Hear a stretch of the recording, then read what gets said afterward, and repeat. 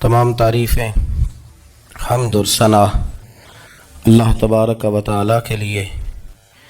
درود و سلام نبی اکرم نور مجسم شفیع معظم احمد مجتبیٰ جناب حضرت محمد مصطفیٰ صلی اللہ تعالی علیہ وسلم کی ذات والا صفات کے لیے حمد و صلات کے بعد مسلمان کا یہ عقیدہ ہے کہ ہمارا خالق اللہ ہے، ہمارا مالک اللہ، ہمارا رازق اللہ۔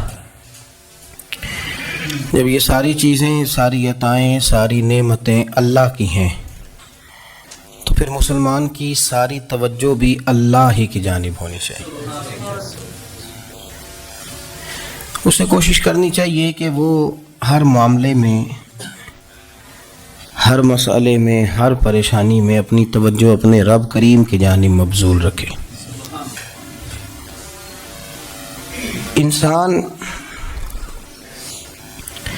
جب اپنے علم پر بھروسہ کرنے لگتا ہے یا اپنی عقل پر بھروسہ کرنے لگتا ہے یا اپنے تعلقات پر بھروسہ کرنے لگتا ہے یا اپنی دولت پر، مال پر، صحت پر، تو ایک بہت بڑے دھوکے کا شکار ہو جاتا ہے۔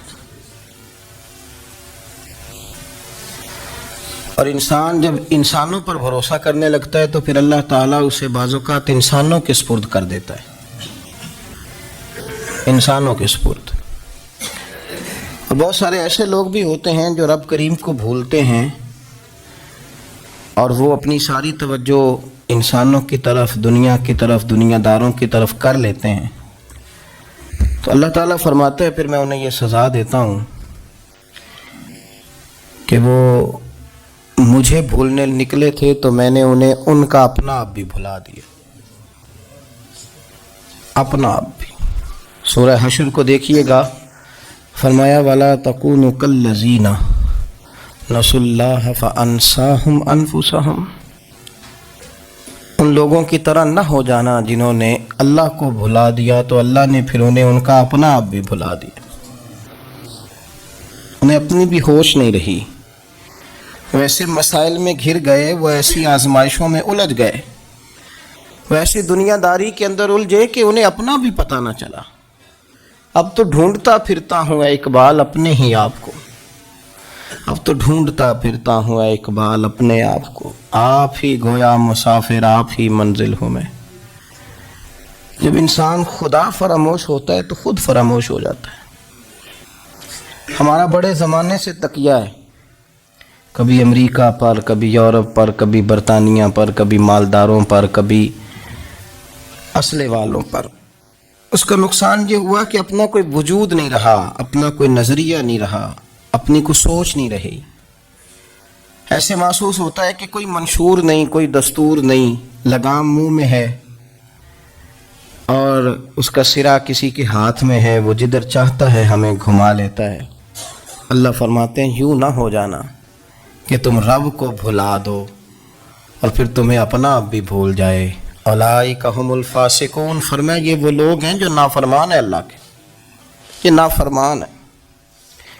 جب یہ نظریہ بن گیا، جب یہ ذہن بن گیا کہ پیدا اللہ نے کیا ہے، دینا اللہ نے ہے، عطا کرنے والا اللہ ہے، نوازنے والا اللہ ہے، تو پھر ساری توجہ دنیا داروں کی طرف رکھنا، میں اللہ والوں کی طرف توجہ رکھنے کا قائل ہوں، میں وہ سمجھتا ہوں، ہم اس چیز کے قائل ہیں، لیکن وہ بھی کوئی آستانہ ہے کہ جہاں حق مرشد کا نعرہ تو بڑا لگے پر رب کا نام ہی نہ سننے کو ملے۔ یہ بھی کوئی بات ہوئی کہ جہاں یہ تو نعرہ زور سے لگے کہ جیوے جیوے مرشد جیوے، لیکن استغفار کا درس ہی نہ ملے۔ جہاں ہر وقت یہ بتایا جائے کہ یہاں آ گئے تو بچ گئے، کیسے بچیں گے؟ میرے رسول پاک علیہ السلام کا دروازہ سب سے بڑا دروازہ ہے، حضور کا دروازہ سب سے بڑا دروازہ ہے، لیکن میرے دوستو یاد رکھنا، نبی پاک علیہ السلام نے بھی لوگوں کو جب رستہ دکھایا ہے تو رب کریم کا رستہ دکھایا ہے، اللہ کا رستہ دکھایا، اللہ کریم کا رستہ دکھایا، لوگوں کو رب کی طرف توجہ کرائی۔ میرے رسول کریم سید عالم صلی اللہ تعالی علیہ وسلم نے لوگوں کی اللہ کی جانب توجہ کرائی اور لوگوں سے یہ کہا کہ وہ اپنے رب کریم کی جانب اپنا ذہن رکھیں، اپنی توجہ اپنے اللہ کی جانب مبذول کریں۔ میری بات کو اچھے طریقے سے سمجھیے گا، علم اللہ تبارک و تعالیٰ عطا کرتا ہے، تو اسے اللہ کی عطا ہی سمجھنا چاہیے. کچھ لوگوں کے پاس علم ہوتا ہے پر علم نافع نہیں ہوتا, وہ ٹامک ٹونجا مارتے رہتے ہیں ساری زندگی. علم کو اللہ کی عطا سمجھیں, اپنی عقل پر اپنے شعور پر زیادہ بھروسہ نہ سمجھیں, نظر اللہ پہ رکھیں. حضرت مولا علی شیر خدا کرم اللہ تعالی وجہہ الکریم سے کسی نے پوچھا تھا بڑا عالم کون ہوتا ہے؟ ہمارے ہاں تو اب وہ والے عالم پائے جاتے ہیں نا اللہ ماشاءاللہ, جو ممبر پہ بیٹھتے ہیں تو دعوے ہی دعوے, ممبر پہ بیٹھتے ہیں تو دعوے ہی دعوے. اس طرح کے عالم ہمارے ہاں پائے جاتے ہیں. وہ ہر بات میں دعویٰ کرتے ہیں, میں یہ کر دوں گا, میں وہ کر دوں گا. یہ مزاج علماء کا نہیں. حضرت علی المرتضیٰ سے کسی نے پوچھا بڑا عالم کون ہوتا ہے؟ فرمایا بڑا عالم وہ ہوتا ہے کہ جسے مسئلے کا پتہ نہ ہو تو وہ کہہ دے مجھے نہیں پتا, میں پتہ کر کے بتاؤں گا, غلط بات بیان نہ کرے. امام مالک سے کسی نے کوئی مسئلہ پوچھا تو آپ فرمانے لگے مجھے اس سوال کا جواب نہیں آتا. ہمارے بزرگ سمجھاتے کیا ہے؟ وہ کہنے لگا آپ اتنے بڑے امام ہیں تو اس سوال کا جواب نہیں آتا. فرمانے لگے اگر مجھے ہر سوال کا جواب آتا پھر تو میں خدا ہوتا. مجھے ہر سوال کا جواب نہیں آتا, مجھے تو اتنا آتا ہے جتنا میرے رب نے مجھے عطا کر دیا ہے. اپنی نظر اللہ پہ رکھیں. نکل آئیں اس معاملے سے باہر کہ میں کوئی بلا ہوں, مجھے بڑا پتہ ہے, میرے پاس 6 ڈگریاں ہیں, مجھے 10 جگہ پہ تدریس کا شغف حاصل. اس سے نکلیں باہر. قرآن مجید دیکھیے گا, اللہ تعالیٰ نے ارادہ قدرت فرمایا کہ میں حضرت آدم کو بناؤں گا. پھر بنانے کے بعد فرمایا فرشتوں سجدہ کرو آدم کو. سب نے سجدہ کیا الا ابلیس ابا واستکبر وکان من الکافرین. سب نے سجدہ کیا سوائے ابلیس کے, اس نے انکار بھی کیا, تکبر بھی کیا اور کافروں میں سے ہو گیا. تو یہ جب اللہ تعالیٰ نے سجدہ کرایا تو کیسے کرایا؟ اللہ تبارک و تعالیٰ نے نا حضرت آدم کو علم سکھایا خود. علم آدم الاسماء کلہا. خود اللہ فرماتے ہیں کہ میں نے جناب آدم علیہ السلام کو تمام اشیاء کے نام سکھائے, سب اشیاء کے نام سکھائے. تو وہ چیزیں پھر میں نے نا, اللہ فرماتے ہیں میں نے فرشتوں پہ پیش کی, میں نے کہا کہ بتاؤ ان کے نام کیا ہے. تو فرشتوں نے جو جواب دیا وہ سمجھنے والا ہے. اللہ نے چونکہ خود علم سکھایا تھا حضرت آدم کو, جناب آدم سکھایا تھا, لیکن فرشتوں کو نہیں سکھایا تھا. تو اللہ کریم نے فرمایا فرشتوں اب یہ بتاؤ ان چیزوں کے نام کیا ہیں. تو فرشتے کیا کہتے ہیں؟ فرشتے عرض کرتے ہیں قالوا سبحانک لا علم لنا. آپ کبھی یقین کریں اس چیز کی لذت لیں تو مزہ آ جائے. کہا قالوا سبحانک, کہنے لگے تو پاک ہے. قالوا سبحانک, کہنے لگے تو, بھئی آدم علیہ السلام کو نام سکھا لیے, پھر فرشتوں کے سامنے وہ چیزیں پیش کر کے کہا ان چیزوں کے نام بتاؤ. تو فرشتے کیا کہتے ہیں؟ کہتے ہیں قالوا سبحانک, تو پاک ہے, لا علم لنا, ہمارے پاس کوئی علم نہیں, الا ما علمتنا, ہمیں تو اتنا پتہ ہے جتنا تو نے ہمیں سکھا دیا ہے. ہمیں تو اتنا پتہ ہے جتنا تو نے ہمیں, لا علم لنا, ہمارے پاس کوئی علم نہیں ہے, اتنا ہی پتہ ہے جتنا تو نے ہمیں سکھا دیا ہے, اس سے زیادہ ہمارے پاس علم. اور یہ کیوں تو نے ہمیں جتنا سکھایا اتنا پتہ ہے. فرشتے یہ نہیں کہتے یا اللہ تو زیادہ سکھا, آدم کو دیا تو ہمیں بھی دے, یہ نہیں فرمایا. فرمایا انکا انت العلیم الحکیم, اے اللہ تو علم والا بھی ہے اور حکمت والا بھی ہے. تجھے پتہ ہے کس کو کتنا دینا ہے. جتنا تو نے مناسب سمجھا جناب آدم کو دیا, اور جتنا تو نے بہتر سمجھا وہ تو نے ہمیں عطا فرمایا. تو اگر آپ کے پاس علم ہے, کہیں نالج ہے, تو اس کو اللہ کی عطا سمجھیں. ہمارے ہاں بہت سارے لوگ بن کے بیٹھ جاتے ہیں. میں اکثر کہتا ہوں کہ پھر وہ دعوے کرتے ہیں میرے علاقے والے جاہل ہیں, میرے شہر والے جاہل ہیں, میرے خاندان والے پڑھے نہیں. یہ آپ کا دعویٰ ہے, یہ آپ کو خراب کر دے گا. ہم نے بہت سارے ایسے لوگ دیکھے جو بہت بڑے عالم تھے, لیکن اللہ جب لینے پہ آیا تو عقل ہی لے گیا, شعور ہی چلا گیا, حافظے ختم ہو گئے. آپ دیکھتے ہیں بڑھاپے میں کچھ لوگ ایسے ہوتے ہیں کہ جن کو یہ بھی یاد نہیں رہتا کہ میرا نام کیا ہے, میں کہاں ہوں, مجھے کدھر جانا ہے. تو اس وقت سے اللہ کی پناہ مانگیں اور اپنی نظر اپنے رب کریم کی جانب رکھیں, اللہ کی جانب اپنی نظر کو مبذول رکھیں. دوسری بات, علم کے بعد ایک چیز آتی ہے جس کا نام ہے ہدایت, جس کا نام ہے تقویٰ, جس کا نام ہے پرہیزگاری, جس کا نام ہے عمل, عبادت, ریاضت. یہ بھی اسی وقت ہی نصیب ہوتی ہے جب میرا رب کریم نصیب فرما دیتا ہے۔ ہم نے نا نیکی کا اپنا اپنا سٹیٹس بنا لیا ہے، اپنا اپنا معیار بنا لیا ہے۔ کچھ لوگ کہتے ہیں کہ جناب مسجد میں سیمنٹ کا توڑا دینے سے بہتر ہے کسی غریب کو آٹے کا تھیلا دے دو۔ اب اس نے اپنا مزاج بنا لیا نا نیکی کا، اس نے اپنا سٹیٹس بنا لیا ہے۔ میرا یہ سوال ہے کہ نبی پاک صلی اللہ تعالیٰ علیہ وسلم جب مدینہ شریف آئے تھے تو حضور نے سب سے پہلے غریبوں میں آٹا تقسیم کیا تھا کہ سب سے پہلے مسجد بنائی تھی؟ کیا عجیب لوگوں کا رنگ ہے، اپنی مرضی کی ہدایت، اپنی مرضی کا تقوی، اپنی مرضی کا معیار۔ مسجد کوئی بڑا چھوٹا خطیب بھی میری طرح کا ہو نا تو وہ مسجد میں بیٹھ کے جب نبی پاک کی بات کرتا ہے تو کہتا ہے میرے رسول پاک غریبوں کا سہارا بن کے آئے۔ وہ غریبوں کی بات کرتا ہے، مسکینوں کی، لاچاروں کی، کمزوروں کی بات۔ تو مسجد ہی تو وہ ادارہ ہے جہاں سے غریبوں کی بات ہو رہی۔ تو اب لوگوں نے غریب کو اور مسجد کو لڑانا شروع کر دیا، اس کو لڑاؤ کہ مسجد میں پیسے دینے سے بہتر ہے آپ غریب کو آٹے کا تھیلا دے دیں۔ آپ یہ کیوں نہیں کہتے کہ مسجد میں بھی آپ توڑا دیں ایک سیمنٹ کا اور ساتھ غریب کو بھی خدمت کریں؟ یہ کیوں نہیں تقویٰ؟ اپنی اپنی مرضی کا مزاج، اپنی اپنی۔ کچھ لوگ کہتے ہیں چھوڑو جی، ساری زندگی انسان نماز پڑھتا رہے اور پھر گالیاں بھی دیتا رہے، بندہ داڑھی بھی رکھ لے اور جھوٹ بولنا بھی نہ چھوڑے، تو یہ آپ نے اپنے پاس سے تقوی کا معیار بنایا ہے۔ گالی دینے کا گناہ ہے اور داڑھی رکھنے کا ثواب ہے۔ تو اگر آپ داڑھی رکھے ہوئے ہیں اور آپ کوئی غلطی کر رہے ہیں تو اس سے آپ کی داڑھی کا ثواب ختم، اللہ کرے آپ کو سمجھ آئے میری بات کی۔ آپ کوئی غلطی کر رہے ہیں، داڑھی کا ثواب اس سے ختم ہے، وہ اپنی جگہ پہ قائم ہے چیز۔ اپنی مرضی کا کیوں تقوی کا معیار بناتے ہیں؟ تقوی کا مزاج اپنی مرضی کا نہ بناؤ۔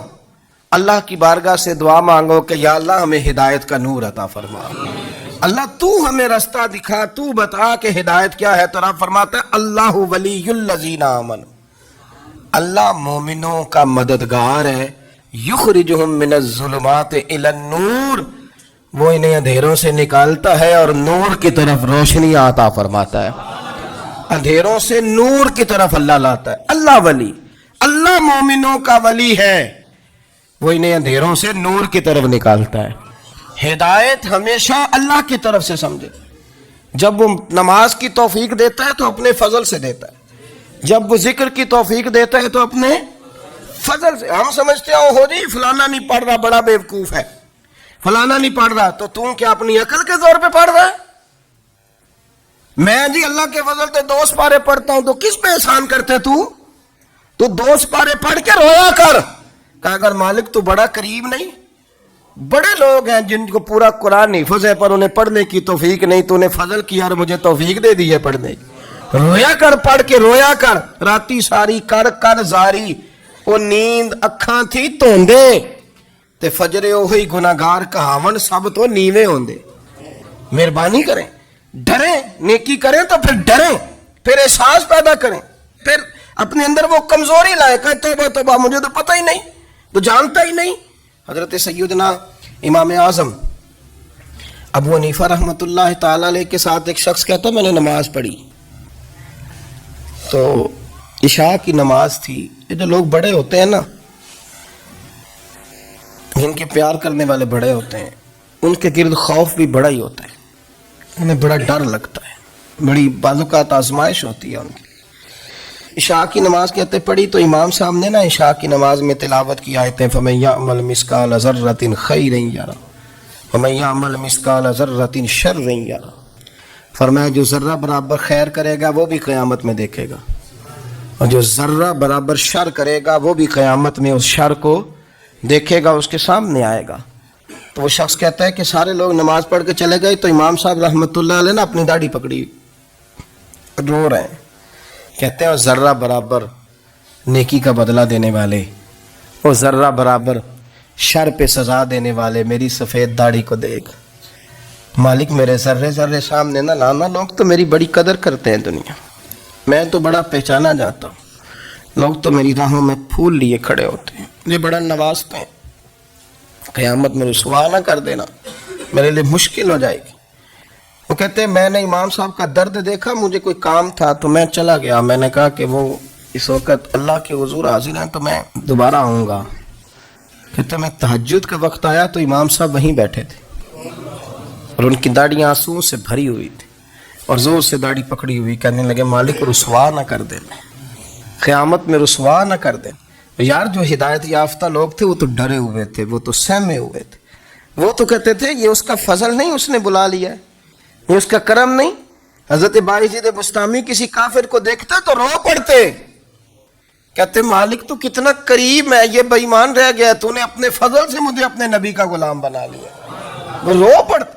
یہاں تو لوگوں کا دعویٰ ہی بڑا ہے، نمازی اللہ خیر فرمائے وہ تو دوسروں کو گھورتا ہے، وہ کہتا ہے جنت کا میں مالک کو کنجیاں میرے پاس ہیں، میں کسی اور کو گھسنے نہیں دوں گا، اور اگر 2-3 حج کر لے تو پھر تو وہ کہتا ہے کہ اب میرے سے پوچھ کے لوگ جنت میں جائیں گے معاذ اللہ، اور اگر وہ 2 4 5 7 دفعہ کوئی نفل پڑھ لے تو پھر وہ کہتا ہے چھوڑیں جی سارے لوگ بے عمل ہیں، میں اکیلا نیک ہوں۔ نہ ایسا کریں، اپنی توجہ اپنے رب پہ رکھیں، اپنی توجہ اپنے معین الملت والدین، عطا رسول، ہند الولی، غریب نواز، خواجہ معین الدین چشتی، حضرت خواجہ اجمیر، شاہ اجمیر، شاہ اجمیر، والی ہندوستان، آخری عمر میں نا سارا دن روتے گزر جاتا، ساری رات روتے گزر جاتے، ذرا سی کوئی بات کرتا تو رو پڑتے، آنکھیں آنسوں سے بھری رہتی۔ کئی دفعہ اپنے بھی پریشان ہو جاتے ہیں نا کہ یار تو ایک بات کی جان ہی نہیں چھوڑ رہا، تو خواجہ قطب الدین صاحب بختیار کاکی سے لوگوں نے کہا کہ آپ مرشد سے بات کریں، اتنا بھی تو نہیں نہ رونا چاہیے، ہر وقت اس کے آنسو کی کریے، عاشق دا کام ہی رونا توڑا تے بھی نہ رویو نہیں منظوری، یہ عاشق سدا ہی روندا رہندا ہے، پاویں وصل ہوئے تے پاویں دوری، ہر وقت رونے کا کیا مطلب ہے؟ تو خواجہ قطب صاحب کہتے ہیں میں قریب گیا تو میں نے پیر دبائے، میں نے کہا سونیا لوگ تو کچھ بھی نہیں کرتے، تو نے تو کمال کر دیا، 90 لاکھ آدمی مسلمان کر دیا، دنیا کچھ نہیں کرتی، تو نے 50 سال ساری رات مسلح پہ بیٹھ کے رب راضی کیا، تو شہزادہ تھا، حضور کی اولاد تھا، لیکن معین الدین تیرا ایک پلاٹ بھی نہیں، تو نے طالب علم پالے، انہیں غریبوں کو دیا، تو نے نوازا، کوئی شے نہیں تیرے پاس، ہر چیز تو نے، ساری رات روتے ہو، سارا دن روتے ہو۔ تو خواجہ قطب الدین صاحب کہتے ہیں میں نے جب عرض کیا تو خواجہ صاحب مجھے گلے لگا لیا، چیخ مار کے روئے، کہنے لگے قطب الدین پتر داڑھی سفید ہو گئی، جانے کا وقت آ گیا، جو تو نے نیکیاں گنوائی ہیں وہ ہیں صحیح میرے پاس، پر یار کی بارگاہ میں پیش کرنے کے قابل ایک بھی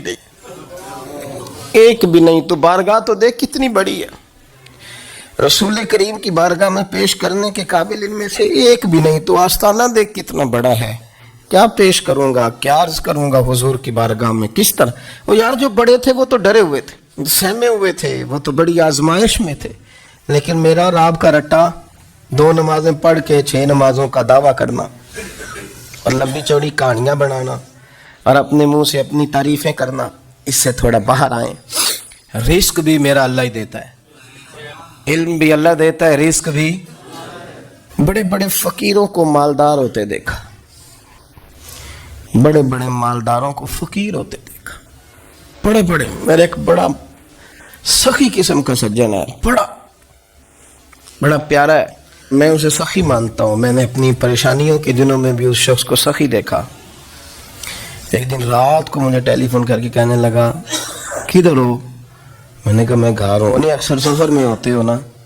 میں نے کہا طبیعت کیسی ہے؟ ٹھیک ہے، بس حال چال پوچھنا تھا۔ میں نے سمجھائی، میں نے کہا یار یہ کوئی مسئلہ ہے، ورنہ رات کے 2 بجے کوئی حال پوچھنے کوئی فون تو نہیں نہ کرتا ہے، کوئی مطلب ایسا تو مسئلہ نہیں نا؟ تو میں نے بیک کال کی، میں نے کہا یار میری بات سن، مسئلہ کیا؟ کہ نہیں کچھ نہیں دل کر رہا تھا۔ میں نے کہا میری گل سن، رہے اسی 4-5 سال کٹھے، میں تین جاننا، اصل بات کر۔ کہنے لگا مکان بھی بڑا ہے، سارا کچھ ٹھیک ہے، پر وہ بڑا ہی بے نیاز ہے، کچھ حالات اس قسم کے آ گئے ہیں کہ لوگوں کو بتاؤں بھی تو لوگ ماننے کو تیار نہیں، زیادہ نہیں، مجھے نا تھوڑے سے پیسوں کی ضرورت ہے، کوئی 15-20 ہزار اگر مل جائیں میری ضرورت۔ آپ یقین کریں میں روتا رہا ساری رات۔ میں نے کہا مہربانہ تیرا کس طرح کریں گے، اس سے لے کے زمانہ استعمال کرتا تھا، پر بے پرواہی ویخ نہ سجڑ دی، جتھے کسے دی پیش نہ جاوے، انہیں تاجاں والے در در رولے تے منگتے ہیں تخت بٹھاوے۔ سجنا کسے نو کارا مل دئی، کوئی کعبے خالی آوے. واللہ خیر الرازقین. وہ کہتے تو دائیں بائیں نہ جا، رزق تو تجھے میں دوں گا، میں ہوں بہتر رزق دینے والا. بڑے بڑے بادشاہ، بڑے بڑے شہنشاہ، بڑے بڑے لوگ ہاتھوں میں کاسے، فقیریاں. ام ربیعہ کہا کرتی تھیں، بڑی نیک اور صالح خاتون تھیں. وہ کہتی ہیں کہ میں نا بڑے امیر آدمی کی بیوی تھی، اپنے شوہر کے ساتھ چھت پہ بیٹھی تھی تو نیچے فقیر مانگنے والا آیا. اس نے بڑے درد سے صدا کی تو میں نے اپنے شوہر سے کہا کچھ دے دیں. کہا دفع کر، ان لوگوں نے دھندا بنایا ہوا ہے. کہتی میں میکے سے بھی بڑا مال لے کے آئی تھی، میرے ماں باپ بڑے امیر تھے تو میں نے نا چوری اپنے خامہ سے نظر بچا کے باتھ روم جانے کے بہانے گئی اور نیچے جا کے 5 دینار میں نے اس فقیر کی ہتھیلی پہ رکھے.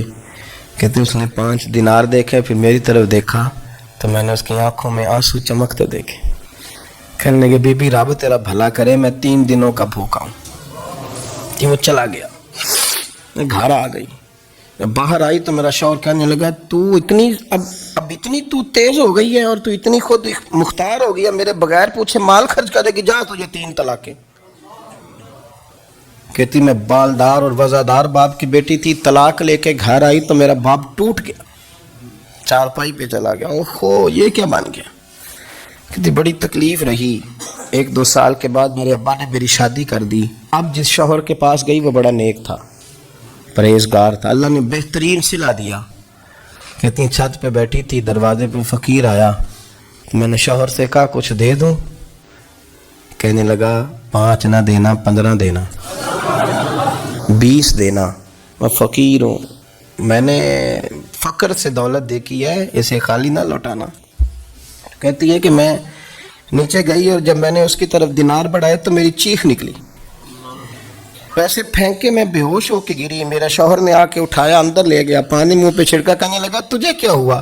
کہنے لگی یہ جو مانگنے آیا یہ میرا پہلا شوہر تھا، وہی تھا جو کہتا تھا کہ تو 5 دینار دے آئیے، جا تجھے 3 طلاقیں. پڑھو نا حدیث پاک.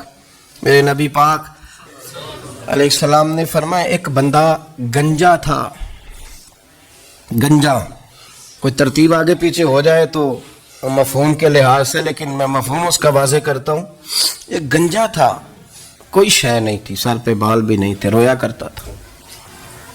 اللہ تعالیٰ نے فرشتے کو بھیجا، تجھے کیا چاہیے. تو کہنے لگا بال آ جائیں اور تھوڑا مال آ جائے. فرشتے نے ہاتھ پھیرا تو بال بھی آ گئے تو بکریاں بھی آ گئیں، لائنیں لگ گئیں، مال ہی مال ہو گئے. دوسرے کے پاس گیا، وہ کوڑا تھا، اس کو جا کے کہا کیا چاہیے. کہنے لگا شفا ہو جائے اور کچھ اللہ تعالیٰ آسانی کر دے. شفا بھی ہو گئی، گائیں بھی دے دی، بھینسیں بھی دے دی، مال ہی مال ہو. پھر ایک کے پاس گیا، وہ اندھا تھا، تجھے کیا چاہیے. اس نے کہا آنکھیں مل جائیں اور کچھ ساتھ اللہ مال دے دے. اونٹ ہی اونٹ ہو گئے. جب بڑا نواز دیا تو پھر مالک نے امتحان لینے کا ارادہ کیا. یاری تیری سونا ہے پر آزمائشاں بھی تیریاں اگ. آزمائشاں تیریاں، صحیح کہہ رہا ہوں، آزمائشاں تیریاں. یاری تیری سونا ہے پر آزمائشاں تیریاں. یہ سونا پرکھیا جامدائی پہلو نال لگاں دے لگ. اللہ نے فرمایا آزمائش کرو. سب سے پہلے گنجے کے پاس آئے، اسے کہا اللہ کے رستے میں کچھ دیکھا. نہیں لگا میرے خرچے ہی بڑے. دیکھو تو صحیح کتنی مشکل میں وقت گزارتا ہوں، حال ہی کوئی نہیں. تو اس نے کہا میں نے تو سنا ہے تو گنجا اور بھوکا ننگا تھا. کہنے لگا میں تو جدی پشتی رئیس اعظم ہوں، تجھے کس پاگل نے کہا ہے بھاگ جا. اس نے کہا اچھا جیسے تو تھا ویسے ہی ہو جائے. کھیت کھلیان اجڑ گئے، پھر سے گنجا ہو گیا. حضور علیہ السلام فرمانے لگے. پھر وہ اس کے پاس گیا جو کوڑا تھا، اسے کہا کچھ دے. کہنے لگا خرچے ہی بڑے. اب پوچھ لیں کسی امیر آدمی سے، کہے گا چکی کے نیچے ہاتھ ہے میرا، میرے سے زیادہ تو پریشان بندہ ہی کوئی نہیں. کیا بتاؤں آپ کو، اتنا ٹیکس ہے، اتنا جرمانہ ہے، فلانی شے، بڑا کچھ گنواتے ہیں لوگ. اس نے کہا میں نے تو سنا تو پہلے کوڑا تھا. اس نے کہا جا دوڑ جا، میں تو رئیس اعظم ہوں، دادا بھی پردادا بھی اور ساری نسل ہی. اس نے کہا اچھا جیسے تو تھا ویسے ہی ہو جائے. پھر وہ گیا اندھے کے پاس اور جا کے کہا اللہ کے نام پہ کچھ دے. تو کہنے لگا رب کے نام پہ؟ یہ کھڑے ہیں اونٹ، جتنے تیرے دل کرے لے دا. اس نے کہا کیا معنی اس بات کا. کہنے لگا یار تجھے کیا بتاؤں، میں تو اندھا تھا، میں نے تو کبھی دنیا دیکھی نہیں تھی. پھر اس کریم نے فضل کیا تو مجھے بڑا کچھ دکھایا. میں کیا بتاؤں، میرا دل کر رہا ہے کہہ دوں کہ پھر اس نے کعبہ دکھایا. اور اس نے روضہ رسول دکھایا، پھر اس نے ریاض الجنہ کے سجدے دکھائے، پھر اس نے اپنے محبوب کے دروازے کی رونقیں دکھائیں۔ اس نے بڑا کچھ دیا، اس نے بڑا نوازا۔ میرے پاس تو شاید میں بدکار پرانا خادم، کسے در ملی نہ ٹوئی، ایتے واصف یار نے نظر جو کی تھی، پھر واصف ہی ہوئی۔ یہ تو اس کا کرم ہوا۔ تو یہ وہ کہنے لگا تو اللہ کے نام پہ جان مانگ، میں وہ بھی دینے کو تیار۔